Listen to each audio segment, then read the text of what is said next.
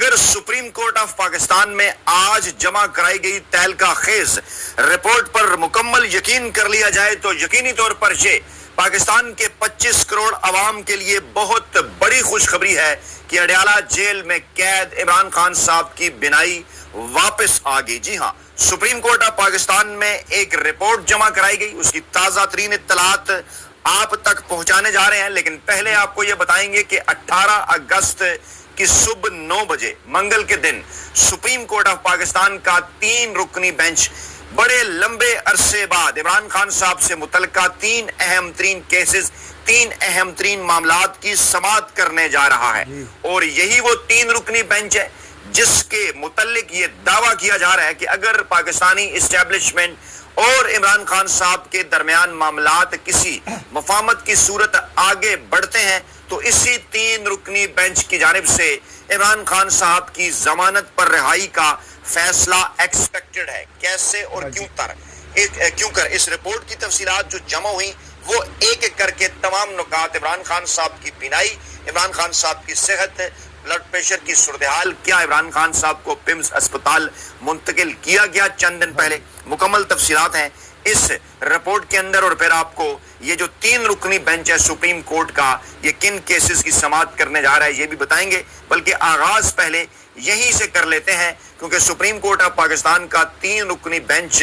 منگل 18 اگست کی صبح 9 بجے جسٹس شاہد وحید، جسٹس نعیم اختر افغان اور جسٹس اشتیاق ابراہیم پر مشتمل یہ سپریم کورٹ کا 3 رکنی بینچ ہے جو عمران خان صاحب کے یہ جو 3 کیسز ہیں ان کی سماعت کرنے جا رہا ہے۔ نمبر 1، عمران خان صاحب کا طبی معائنہ، ڈاکٹرز، اہل خانہ اور وکلاء سے ملاقات کے لیے جو پاکستان تحریک انصاف کی جانب سے درخواست جمع کرائی گئی، اور اس کے ساتھ ساتھ شفا انٹرنیشنل اسپتال میں عمران خان صاحب کو منتقل کرنے کی درخواست، ان سب کو کلب کر دیا گیا ہے۔ یعنی یہ پہلا معاملہ عمران خان صاحب کی صحت کا ہے، عمران خان صاحب سے ذاتی ڈاکٹروں، وکلاء اور اہل خانہ کی ملاقاتوں کا ہے، اور عمران خان صاحب کو طبی معائنے کے لیے ان کی مرضی کے معالج کے پاس ان کی مرضی کے اسپتال یعنی شفا انٹرنیشنل اسپتال اسلام آباد منتقل کرنے کا معاملہ ہے۔ اس اہم ترین معاملے کی سپریم کورٹ کا 3 رکنی بینچ منگل کی صبح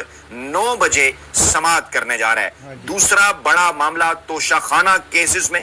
عمران خان کی سزا معطل کی گئی، ججمنٹ معطل نہ ہوئی، انتخابی نااہلی عمران خان صاحب کی برقرار ہے جو کہ تضاد ہے اس فیصلے کے اندر۔ اب توشہ خانہ کیسز میں جو عمران خان صاحب کی سزا معطلی ہوئی ہے اس کی ججمنٹ معطل نہ ہونے کے خلاف اور انتخابی نااہلی برقرار رہنے کے خلاف جو ہے وہ اپیل کی سماعت بھی یہی 3 رکنی بینچ کر رہا ہے۔ یہ بھی بڑا اہم معاملہ ہے، یعنی معاملات آگے بڑھ سکتے ہیں اگر کوئی گرین سگنل پاکستانی اسٹیبلشمنٹ اور عمران خان کے درمیان کسی مفاہمت کے حوالے سے سامنے آتا ہے۔ تیسرا بڑا معاملہ، عمران خان صاحب سے ملاقاتیں کیوں نہیں کروائی جا رہی؟ اکتوبر 15 سے لے کے آج 15 اگست کے بعد اب 17 اگست ہو گیا، یعنی تقریباً کوئی 10 ماہ کا لمبا عرصہ گزرنے کے باوجود یہ ملاقاتوں کا سلسلہ کیوں ٹوٹا ہوا ہے؟ عدالتی احکامات کی عدم تعمیل کیوں ہو رہی ہے؟ اس حوالے سے توہین عدالت کی درخواستیں ہیں کہ مسلسل اڈیالہ جیل انتظامیہ، مسلسل پنجاب کی صوبائی حکومت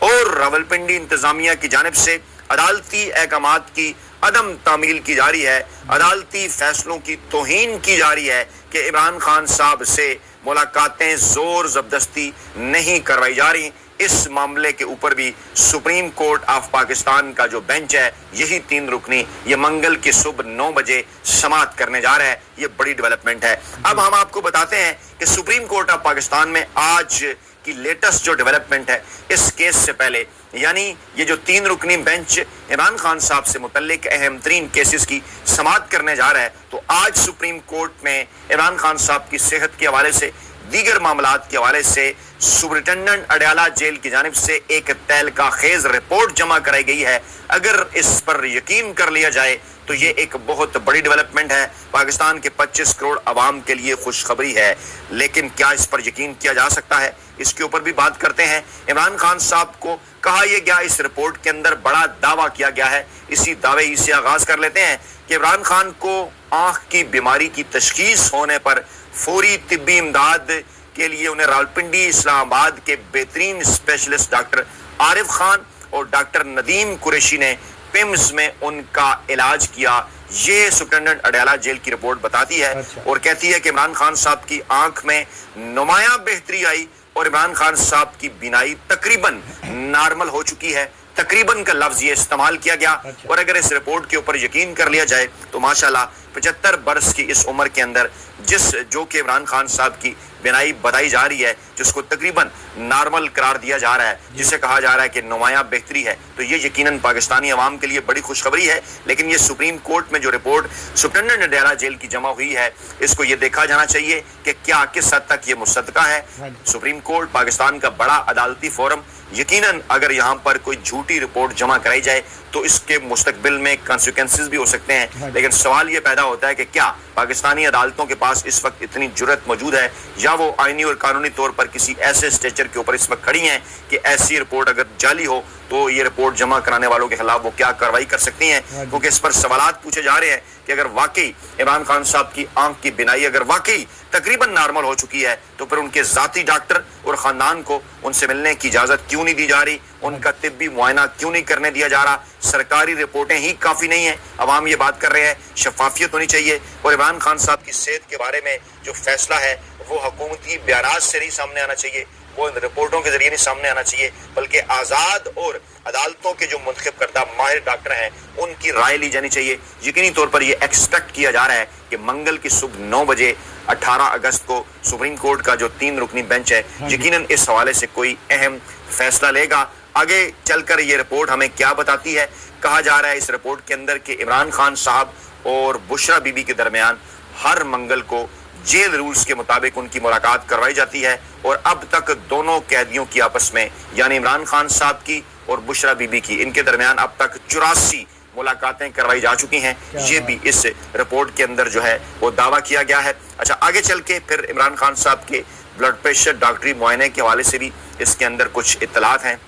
اس رپورٹ کے اندر کہا یہ گیا کہ عمران خان صاحب نے 1 اگست 2026 کو بلڈ پریشر کے اتار چڑھاؤ، سر درد، بے چینی، دل کی دھڑکن تیز ہونے اور شدید ذہنی تناؤ کی شکایت کی، جس پر پروفیسر ڈاکٹر اختر علی بندیشا، کنسلٹنٹ کارڈیالوجسٹ پیمز اسپتال نے ان کا طبی معائنہ کیا۔ یہاں پر تھوڑی سی ایمبیگوٹی ہے کہ عمران خان صاحب کو پیمز اسپتال لے جایا گیا یا ڈاکٹر جو پیمز اسپتال کے ہیں وہ اڈیالہ جیل پہنچے۔ بہرحال یہ کہا جا رہا ہے کہ پیمز اسپتال کے ڈاکٹر اختر علی بندیشا نے جو کنسلٹنٹ کارڈیالوجسٹ ہیں انہوں نے عمران خان صاحب کا معائنہ کیا، اور معائنے کے دوران انہوں نے عمران خان صاحب کا جو بلڈ پریشر ہے وہ 100/140 جو ہے انہوں نے ریکارڈ کیا، یہ رپورٹ بتا رہی ہے، جبکہ فروری 2026 میں اسی ڈاکٹر کے معائنے کے دوران عمران خان صاحب کا جو بلڈ پریشر ہے وہ مکمل نارمل تھا، یعنی 80/120 سے۔ یہ ایک یقینی طور پہ بڑی بات ہے، خاص طور پر اس حوالے سے کہ تقریباً 75 برس کی عمر میں، تقریباً 74 برس کی عمر میں اگر فروری کے اندر عمران خان صاحب کا بلڈ پریشر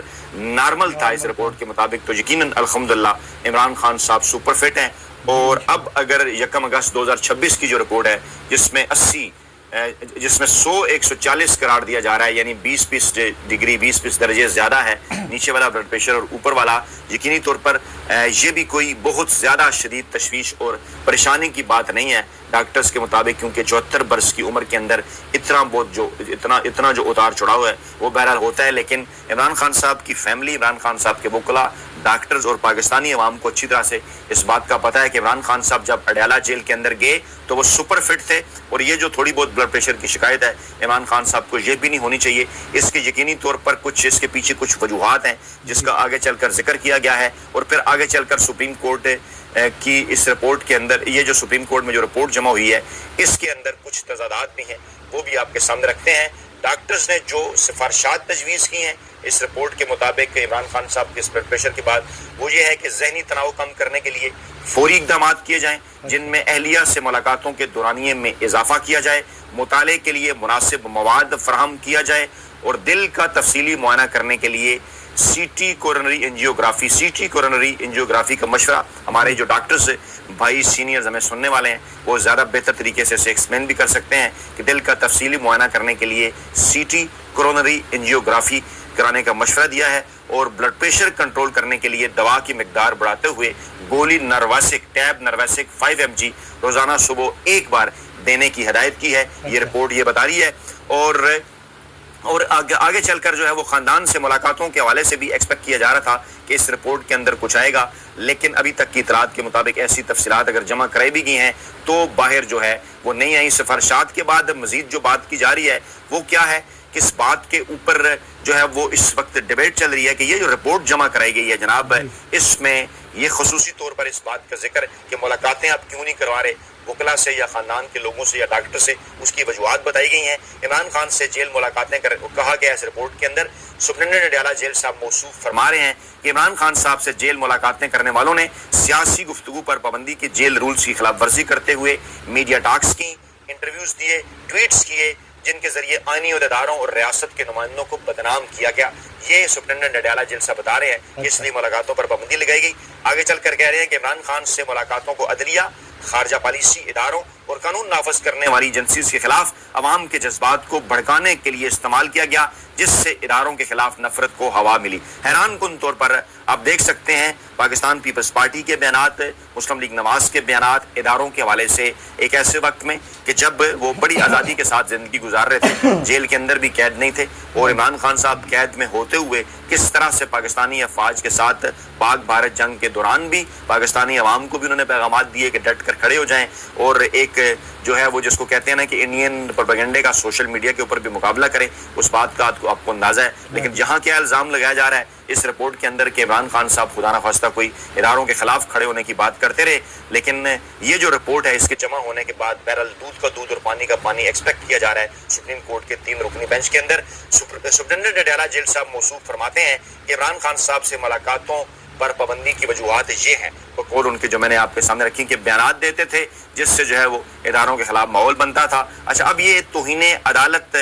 کیس ہے، توہین عدالت کیس ہے سپرنٹینڈنٹ اڈیالہ جیل کے خلاف جو پی ٹی آئی نے دائر کر رکھا ہے کہ آپ نے اجازت دے رکھی ہے سپرنٹینڈنٹ اڈیالہ جیل صاحب کسی کرنل صاحب کے کہنے کے اوپر یہ ملاقاتیں نہیں ہونے دے رہے۔ جب عدالت نے ان سے پوچھا تو انہوں نے یہ جواب آگے سے جو ہے وہ جمع کرایا ہے۔ اب ہم بات کر لیتے ہیں کچھ تضادات کے حوالے سے بھی اس رپورٹ کے اندر۔ جو سب سے بڑا تضاد ہمیں اس رپورٹ کے اندر نظر آیا، جس کے اوپر یقینی طور پر بات کرنی چاہیے، پاکستان تحریک انصاف کی قیادت کو آج سامنے آ کر پاکستانی عوام سے براہ راست ایک پریس کانفرنس کرنی چاہیے۔ سوشل میڈیا تو موجود ہے نا، اگر مین اسٹریم میڈیا آپ کو کوریج نہیں دیتا، سوشل میڈیا کے ذریعے آپ بات پہنچا سکتے ہیں، لیکن گھر بیٹھ کر صرف ایک ٹویٹ کرنے کی بجائے آپ کو چاہیے کہ باقاعدہ طور پر پوری قیادت آئے اسکرینز کے اوپر، اور اس کے مطابق پھر جو ہے مستقبل کے فیصلے کیے جائیں۔ کیا ہے اس رپورٹ میں بڑا تضاد؟ اڈیالہ جیل سپرنٹینڈنٹ اس سے پہلے کئی بار آپ دیکھ چکے، ہم آپ کو بتا بھی چکے کہ اسلام آباد ہائی کورٹ میں یہ رپورٹ جمع کرا چکے ہیں کہ عمران خان کو جیل میں اخبار، ٹی وی اور کتابیں سب سہولیات جو ہیں وہ فراہم کی جا رہی ہیں۔ یہ وہ دعویٰ کر چکے ہیں اسلام آباد ہائی کورٹ میں، 2-3 بار انہوں نے رپورٹ بھی جمع کرائی ہے، لیکن آج یہی جو سپرنٹینڈنٹ جیل ہے اڈیالہ کے، وہ سپریم کورٹ میں یہ رپورٹ جمع کرا رہے ہیں کہ ڈاکٹروں نے یہ ہمیں سفارشات دی ہیں جناب، یہ 1 اگست سے اور پھر 10 اگست کے والے سے، یعنی لیٹسٹ ابھی پچھلے اسی مہینے کی، آج 17 اگست ہے نا، یعنی پچھلے 2 ہفتوں کے درمیان جو ڈاکٹرز نے انہیں رپورٹ دی ہیں، وہ یہ کہہ رہے ہیں کہ ڈاکٹرز نے کہا ہے کہ 1 اگست اور پھر 10 اگست کو ہم نے جیل حکام کو تجویز کیا ہے کہ عمران خان صاحب کو اخبار، ٹی وی اور کتابیں فراہم کریں، اور پوری فیملی سے، جس میں عمران خان صاحب کی جو ہے وہ اہلیہ، عمران خان صاحب کی بہنیں اور بیٹوں کے ساتھ ٹیلیفونک گفتگو، ملاقاتیں زیادہ سے زیادہ کروائیں۔ تو سوالات تو پیدا ہوتے ہیں کہ ایک طرف تو یہ کہا جا رہا ہے کہ جناب ٹی وی بھی ہے، کتابیں بھی دے رہے ہیں، اخبار بھی دے رہے ہیں، بار بار آپ اسلام آباد ہائی کورٹ کے اندر جواب جمع کرا رہے ہیں، اور آج یہ بھی تسلیم کر رہے ہیں کہ ڈاکٹرز کہہ رہے ہیں 1 اگست کے بعد سے لے کے آج تک کہ یہ چیزیں عمران خان کو فراہم کریں۔ یعنی اگر وہ چیزیں عمران خان صاحب کے پاس موجود ہے، اگر ڈاکٹرز نے عمران خان کا معائنہ کیا، ان سے گپ شپ بھی ہوئی، انہوں نے کمرے کا جائزہ بھی لیا ہوگا، وہاں یقیناً دیکھا ہوگا کہ ٹی وی موجود ہے یا نہیں، اخبار آتا ہے یا نہیں، کتابیں پڑھی ہیں یا نہیں، تو یقیناً ان کی بات ہوئی ہوگی۔ اگر یہ سب کچھ آپ کے مطابق وہاں موجود ہے، سہولت دی جاتی رہی ہے، تو ڈاکٹرز کو یہ کہنے کی کیا ضرورت تھی کہ یہ چیزیں فراہم کریں؟ اس کا کیا مطلب ہے کہ اس رپورٹ کے اندر تضاد ہے؟ یہ کہا جا سکتا ہے سیفلی کہ پہلے اسلام آباد ہائی کورٹ کے اندر جو رپورٹ جمع کروائی جاتی رہیں وہ حقیقت سے ان میں نہیں تھی کہ عمران خان صاحب کو ہم یہ سہولیات دے رہے ہیں، اور آج سپریم کورٹ کی اس رپورٹ میں جو آپ نے جمع کرائی ہے اس میں یہ مان لیا گیا ہے کہ جناب ڈاکٹرز نے کہا ہے کہ یہ چیزیں عمران خان کو فراہم کریں تاکہ عمران خان صاحب کی صحت کے معاملات جو ہیں وہ بہتر ہوں، قید تنہائی ان کی دور ہو۔ ڈیفینیٹلی یہ چیزیں ان کے پاس موجود نہیں ہیں، تبھی ڈاکٹرز نے یہ کہا ہے، لیکن پھر بھی اس خبر کو کہ عمران خان صاحب کی بینائی واپس آ گئی ہے، میں اس لیے ایک خوشخبری کے طور پہ آپ کے سامنے رکھ رہا ہوں کہ یہ ایک پوری قوم اس حوالے سے بڑی پریشان تھی، اور اگر سیفلی اس رپورٹ کے اوپر یقین کیا جائے، کیا کیا جائے کہ جب بھی کوئی ایسی خبر آتی ہے ہمارا دل کرتا ہے کہ آپ تک پہنچایا جائے، کیونکہ ڈیفینیٹلی اب ایک رپورٹ اتنے بڑے فورم میں پیش ہوئی ہے تو بینگ ہمیں ایک آئین اور قانون پر یقین رکھنے والے صحافی کہ ہمیں اس بات پر پازیٹیو ہونا چاہیے کہ اس رپورٹ کے اندر کچھ ہوگا، لیکن اگر یہ جھوٹی رپورٹ ہے تو یہ ایک بہت خطرناک معاملہ ہے۔ فوری طور پر عمران خان صاحب سے ملاقاتیں کھولنی چاہیے۔